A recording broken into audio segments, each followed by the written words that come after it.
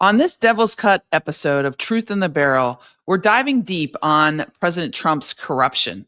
It's a topic that is so sprawling and massive that we knew we needed to call in a top tier expert to help us cover it.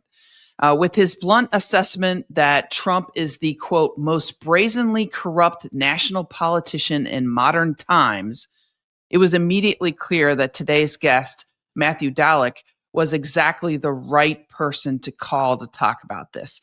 Matthew Dallek is a political historian, a professor at George Washington University's Graduate School of Public Management. He's written several books, including most recently the book titled Birchers: How the John Birch Society Radicalized the American Right. Matthew is also a frequent commentator on national news networks about history, politics, and public affairs.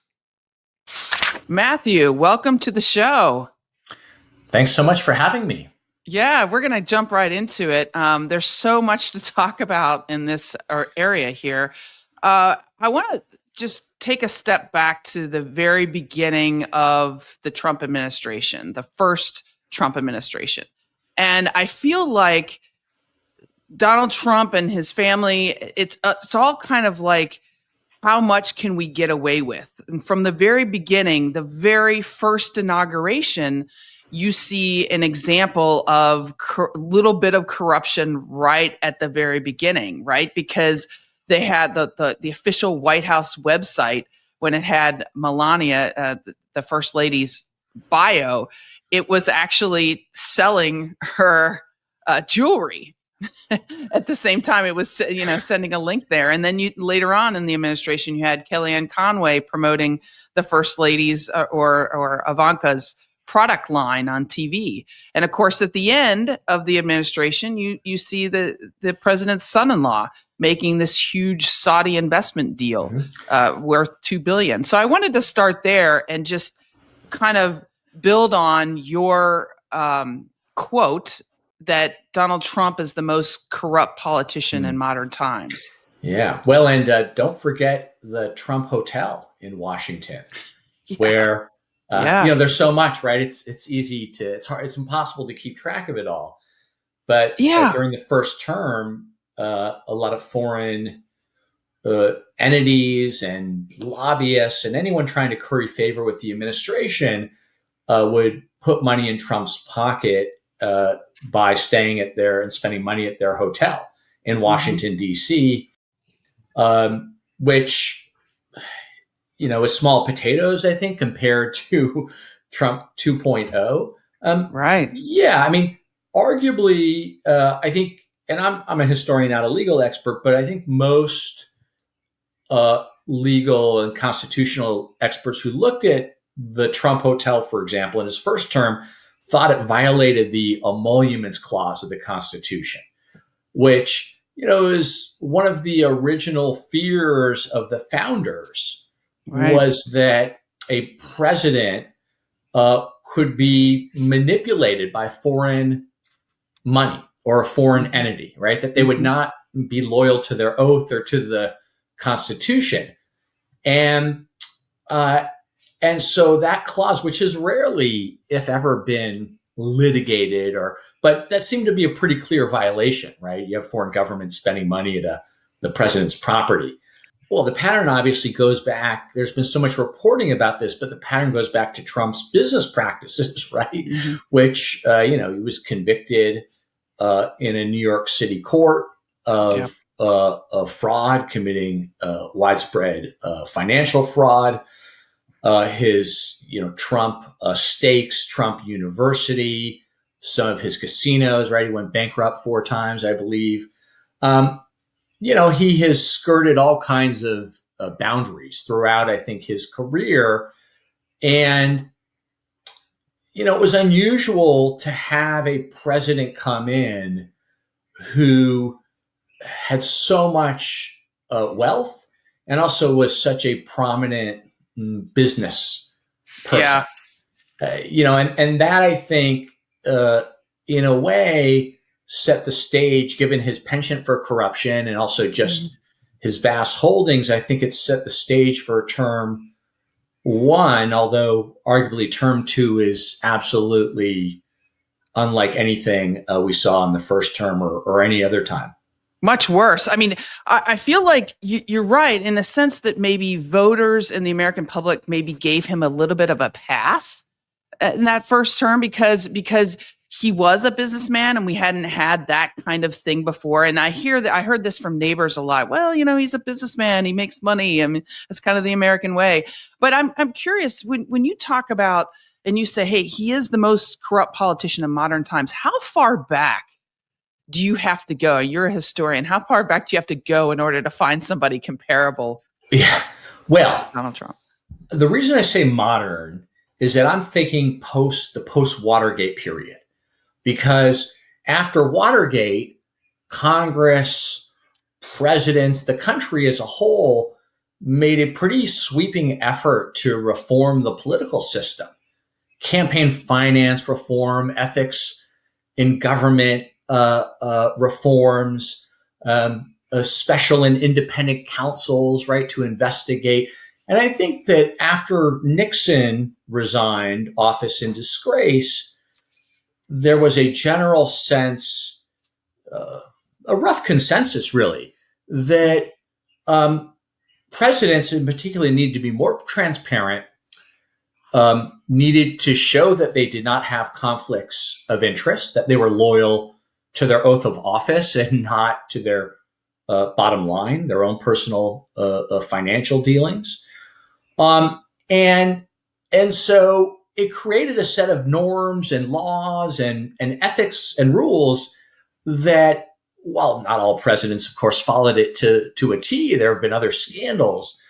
I think that's the most helpful kind of historical time period.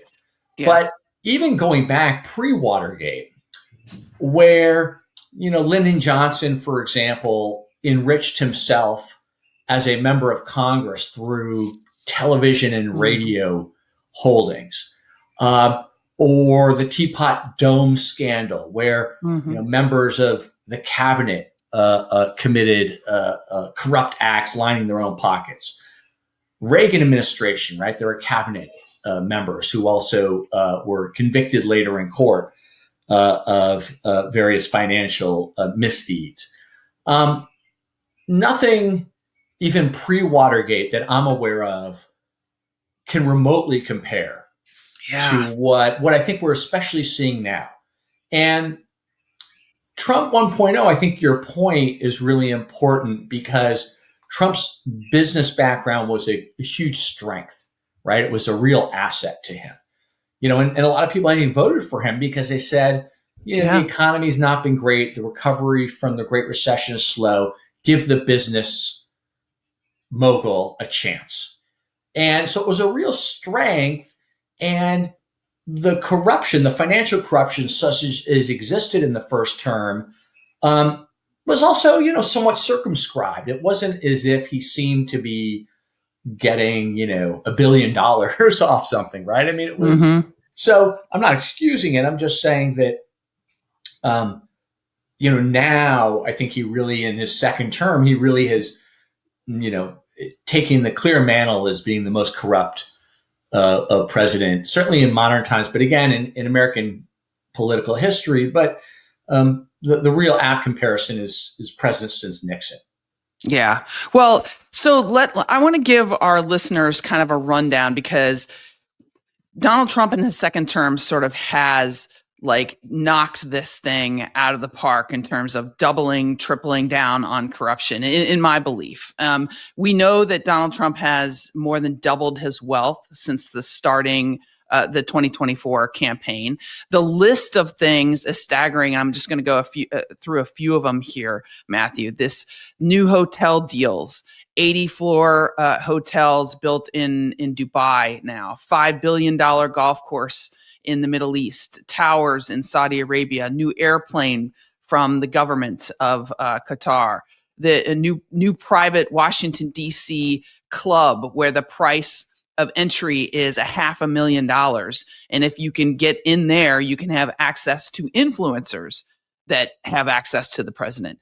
New documentary about Melania Trump that's created by Amazon, where the Trump family is getting millions of dollars for that. We have Donald Trump working with Elon Musk when the Tesla stocks were low to buy a Tesla, bring it into the White House lawn, and basically have an infomercial about Tesla, right? And so he could do a commercial for them, so Tesla stocks could go up, as they did. Elon Musk then turns around and gives another $100 million to the Trump PACs. And so that's just like a short list of that. And we're going to get into like the meme coins later on in this conversation too. But all of this is, to me, it's like, it's almost, the question I think about is, why is Trump the exception to almost every rule in politics prior to that? Meaning, like, how did he manage to stumble his way into this protected status that would basically nobody else has been able to do? Yeah. Well, that's a great question. I think a couple reasons at least. So one is, I think we should go back and think about Trump's mindset, which is that he, from his vantage point, he survived 2 assassination attempts, 4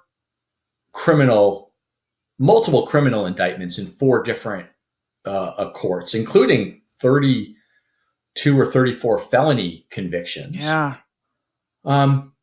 Survived 2 impeachments, the January 6th riots, insurrection at the Capitol, right? The beating of police officers, survived politically, I mean.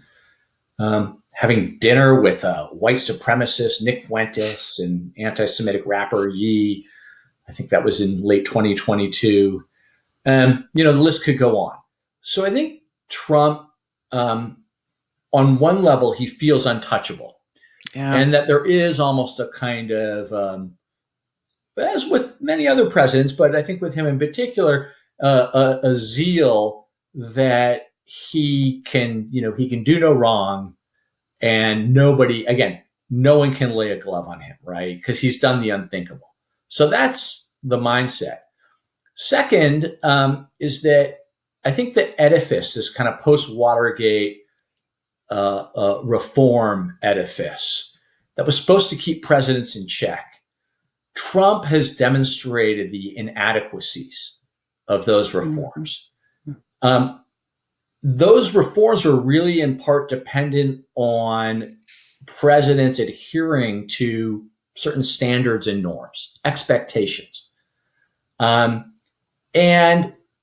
for example, George W. Bush, whatever you think of him, as president, he had a belief that you walk into the Oval Office, you had to wear a coat and tie, right?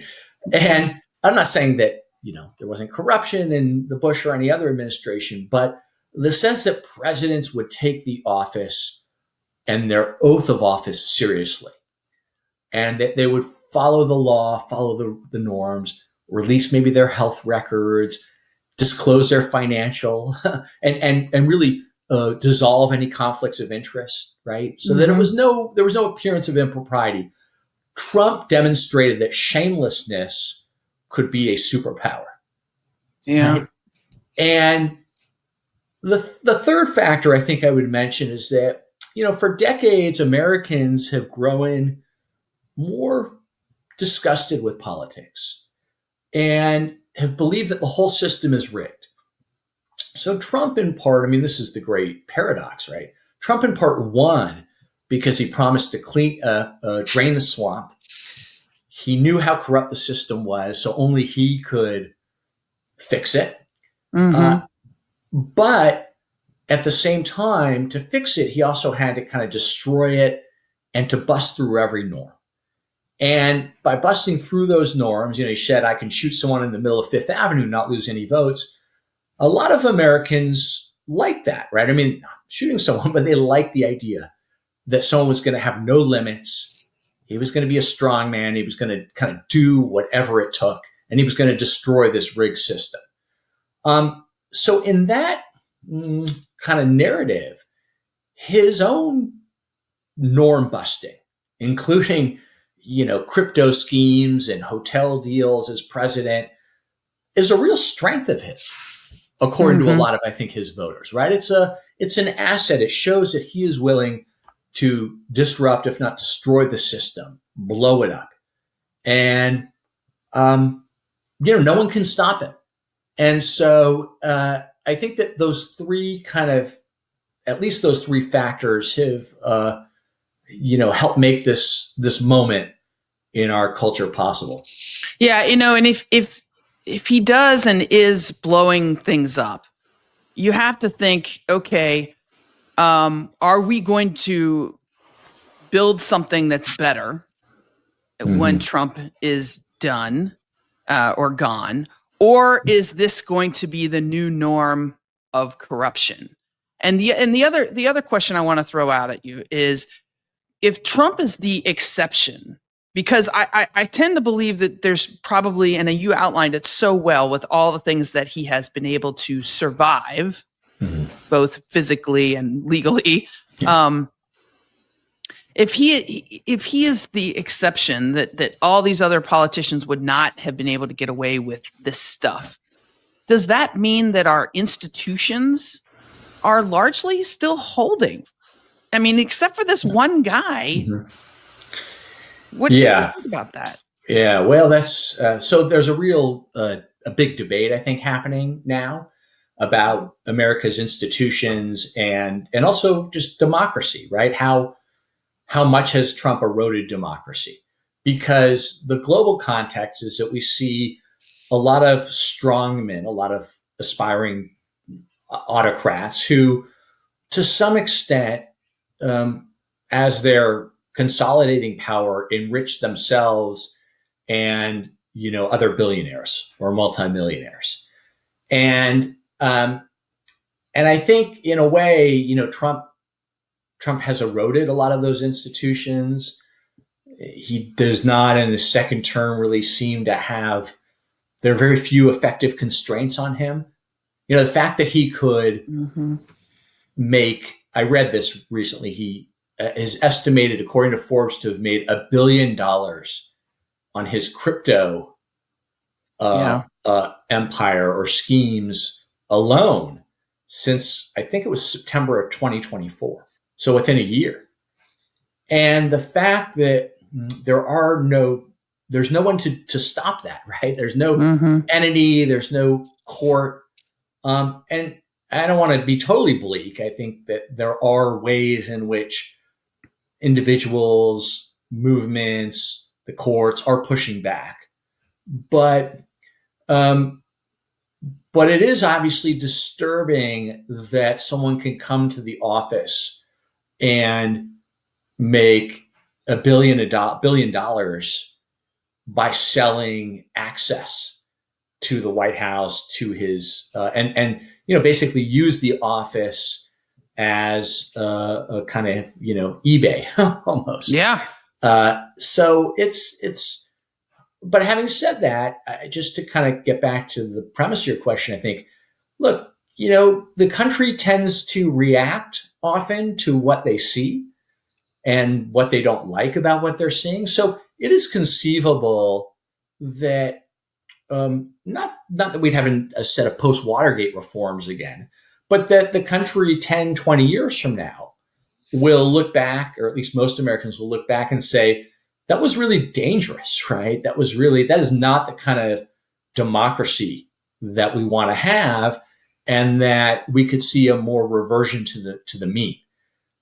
Because Trump does seem to be sui generis, and it's unclear if anybody else could get away with this in the future. Yeah. The meme coins is such an interesting thing. I think there's a lot of viewers and listeners that may not fully understand crypto. I mean, honestly, before the last few months, I didn't really get into crypto. I didn't know much about it. I've started to learn a lot more about it. But these meme coins, this is where foreign and domestic investors, or anyone really, can buy these things.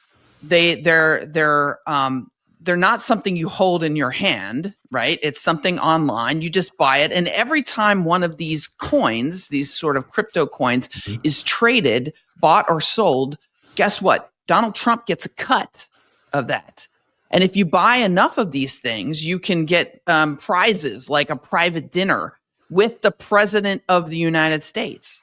So I think what's important here is, and this is the leap where there's always been corruption to some degree, money that goes into your campaign or your PACs or things like that. But that money sort of has some guardrails.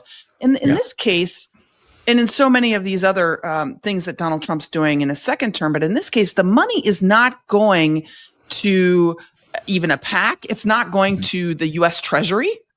So the American people aren't getting anything from this. It is going literally to Trump's pocket. Yeah. Well, that's really this incredible irony, which is that the campaign finance system has a lot more laws and regulations so that individuals or corporations donating somehow to, say, support Trump or any political, any candidate for office, there's a lot of rules around that. Yeah. And how much you can give, what like entity who you are, you have to disclose who you are. Who you are, yeah. I mean, there's dark money, right? There's dark money that can go to a super PAC, but even still, there are a lot more regulations and ways to enforce those regulations in a world, in a political world swimming awash in money. Whereas, in terms of going into the president's own pocket, there really is nothing, right? I mean, as far as I know, there's really nothing that, president cannot be indicted while in office. The Supreme Court immunized a president in 2024 from anything related to an official act, which, you could argue many things are related to an official act. The Justice Department, in past administrations, the Attorney General seen as independent from the president and the White House could and has appointed special counsels, as we saw in Trump's first term with the Russia Robert Mueller investigation. Well, that's not even thinkable under the Attorney General Pam Bondi and Kash Patel, the director of the FBI.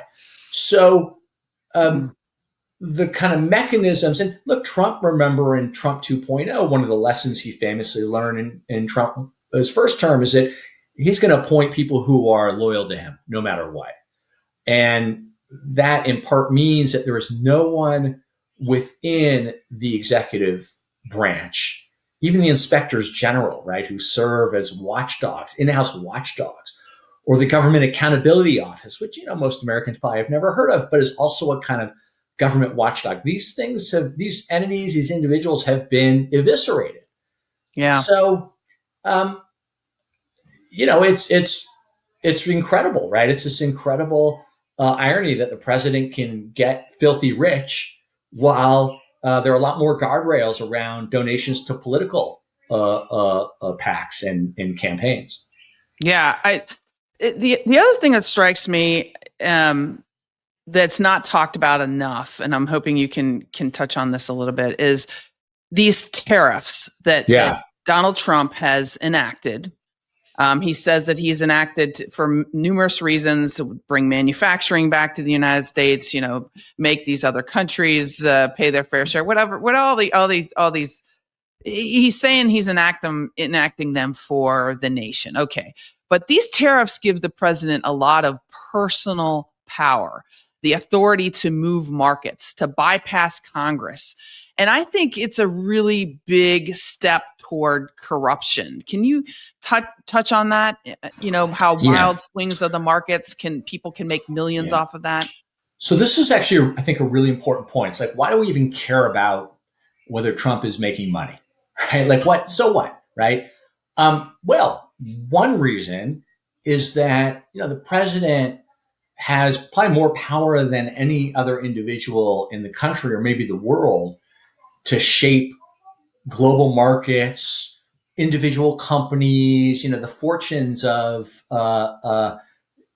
any global trading partner. And so the fact that the president helps to oversee the regulation of cryptocurrency, for example, or has is building hotels in the Middle East, or has maybe wealthy in foreign investors, that could well affect his policies.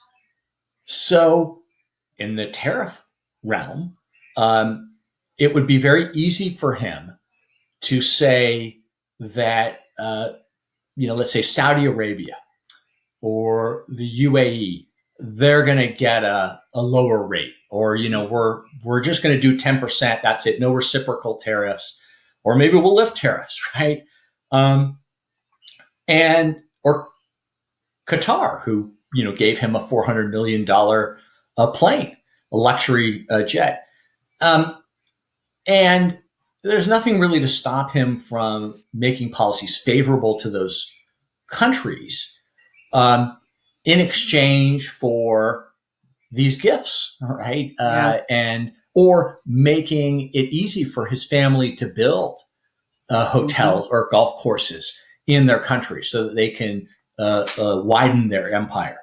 So it's that is really the quintessential kind of definition of corruption, this idea of a quid pro quo.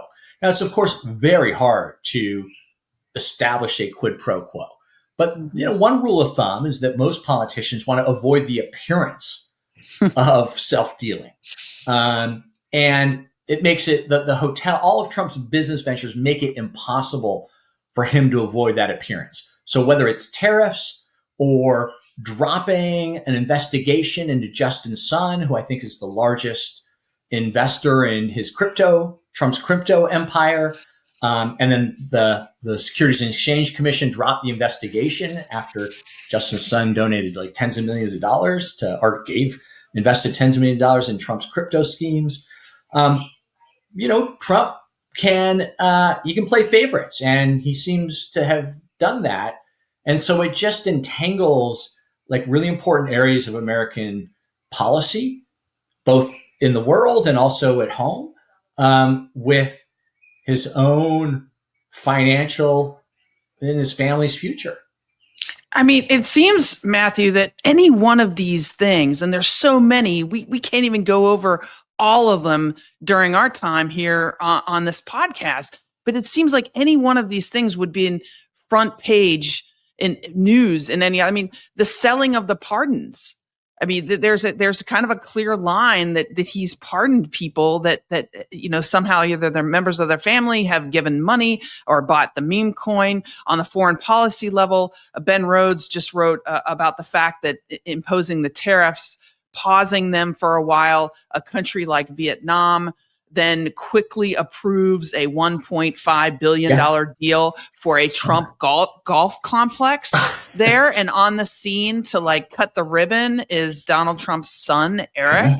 And no, you can't prove that it's a quid pro quo, but maybe that's the point, right? These governments are going to try to do anything to appease Trump and get a lower rate on tariffs. And that is a power that he has given him to himself. That's on the foreign policy level. And then the tariffs, the ability to tweet something out and change the markets.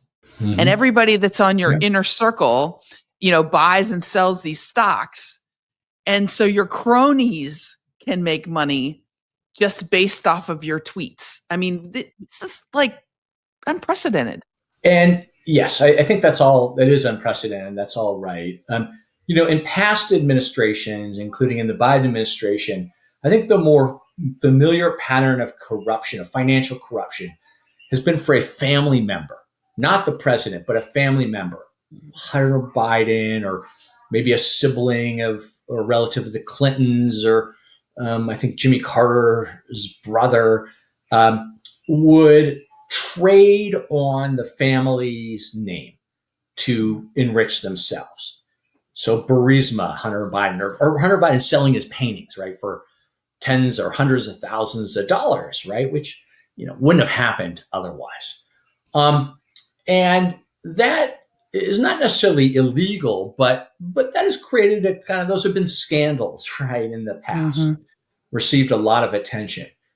What I think really distinguishes Trump in his second term, especially, is one, how much money is at stake. I mean, we're not talking, a few $1,000,000 to the president's son, right? We're talking a billion or more dollars to the president himself and his family. Yeah. Around areas that, as you said, directly affect global trade, American policy making, the U.S. economy. And then the extent to which at least a lot of the people around him seem to be able to, take Elon Musk. I mean, Elon Musk had, when he was in charge of DOGE, the Department of Governmental Efficiency, he had, and he still has, tens of billions of dollars in contracts before the federal government. So you're putting in charge, basically, the second, maybe argue the second most powerful person in government, in charge with reforming and cutting the entire federal government. All of his companies, or almost all of his companies, have huge financial interests in the government from the contracts. That, I think, is a kind of blatant, and the amount of money as well. I think it does surpass any of these other scandals where, again, a cabinet secretary or a son or daughter of a president may have, parlayed their name into making money. So it just is, it's sort of suffused, I think, the second Trump administration especially, and it's become endemic. And there's also, last thing I'll say about this is that there's a debate, I think, now about, well, voters don't seem to really care. It doesn't seem really to hurt Trump. And the debate really is about, well, okay, that may be true now, right? To some extent, his poll numbers are, let's say, 44% approval, 45%. But that doesn't mean that over time it will not seep into a lot of voters, how a lot of voters feel. It will not affect how they view Trump's presidency. And so I think a lot of it depends on how, if people feel like Trump is better for their lives. And if not, then the corruption, I think, can become probably a more infuriating issue, because if people are not themselves better off under Trump, and yet Trump is much better off under Trump, right, that's a problem politically. Yeah, and I think that you alluded to something that I've found among sort of neighbors and relatives, even when it comes to the idea of presidential corruption and money. I hear this. I've heard this all the time in the last few years. Oh, well, both sides do it. But look at Hunter Biden. Yeah, and you're looking at, and you hit it. It's like it's the molehill versus the mountain.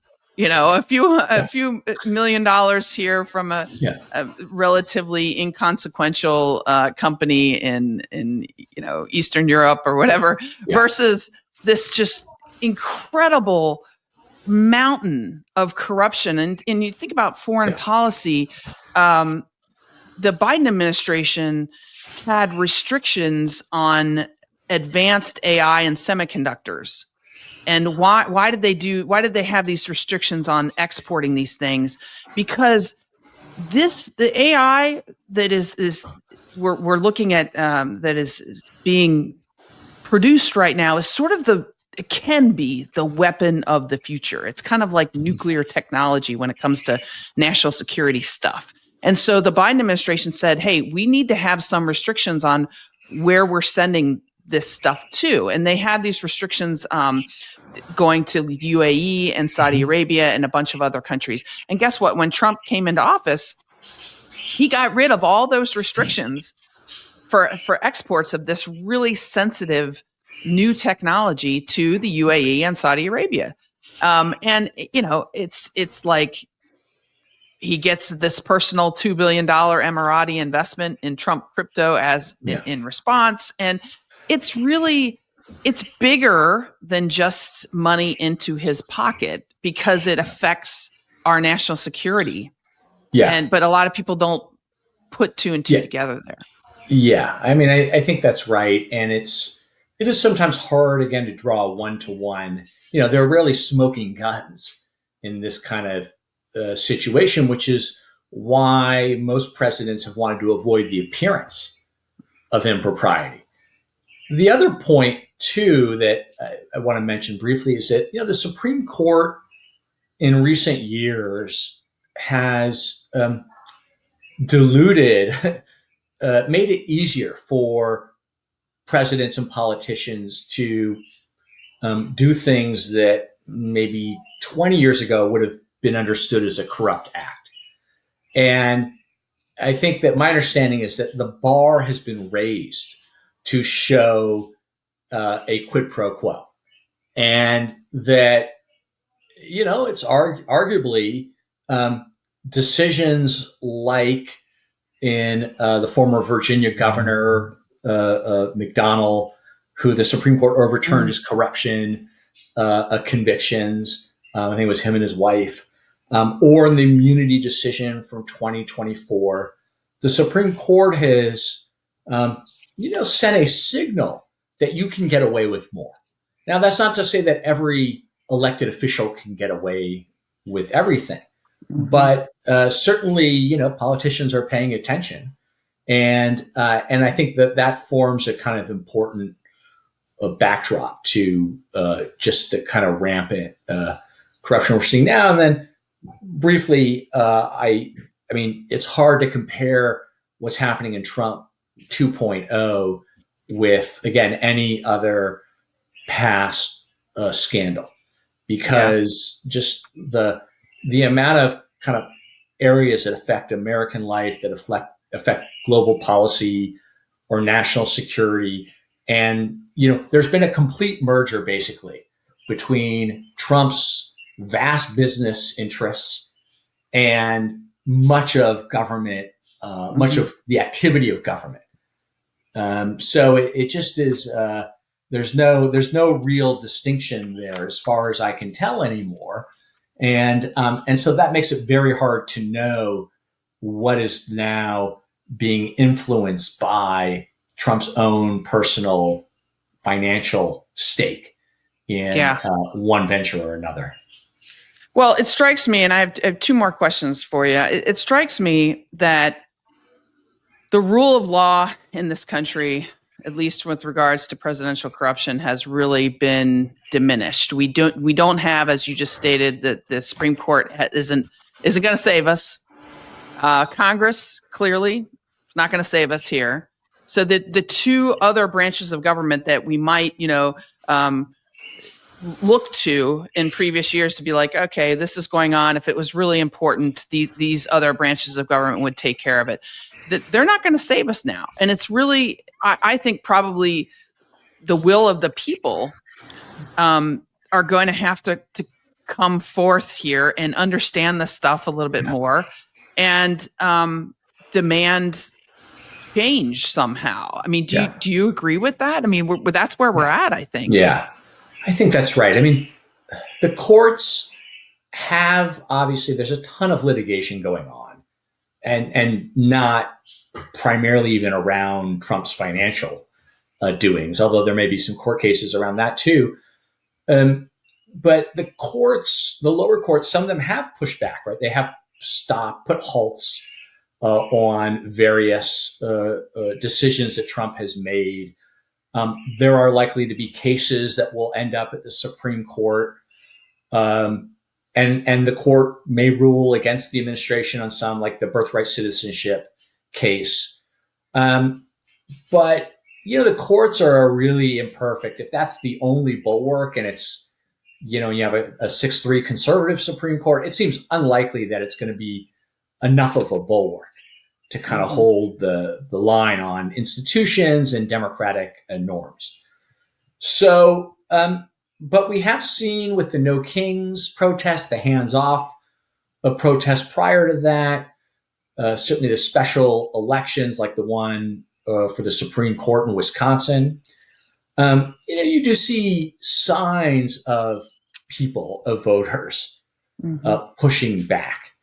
And, Trump, one important difference, I think, between, say, Trump today and Viktor Orban in Hungary, or Erdogan, I think, in Turkey, or other, people we consider kind of autocrats or competitive authoritarian regimes. My understanding is that they were much more popular. And, like Maduro in Venezuela, they were able to establish almost total control because they were popular among 60, 70, 80%. And they had the latitude. Trump has never really had that. Despite winning the popular vote for the first time in 3 tries in 2024, he's still at pretty historically low approval ratings for his first 6 months in office. Yeah. So, that is another constraint. And I think it speaks to, the good point you're making about the people as saying that we don't like a lot of these things. You said you were going to lower the cost of living, and we're seeing everything but that right now. Yeah.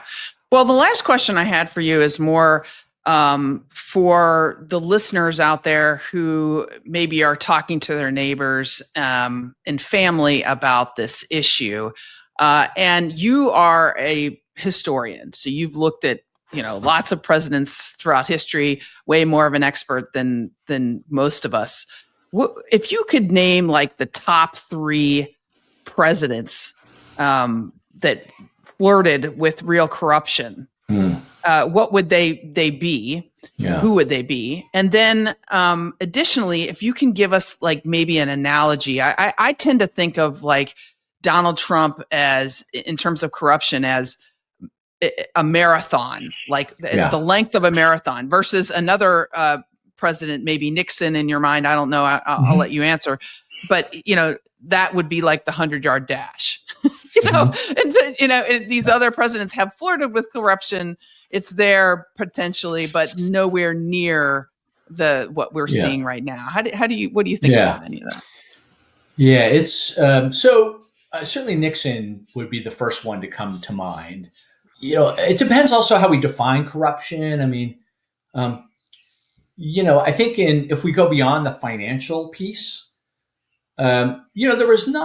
Watergate was not really about Nixon trying to get himself rich, right? Watergate was much more about him ensuring that he would win re-election, break in right to the Democratic National Committee, get dirt on his opponents, and then abuse of power using government agencies, FBI, CIA, IRS, to stop the investigation, right? Right. Firing the attorney general, right? The Saturday night massacre. Seems small potatoes now. Yeah, it's all relative. But,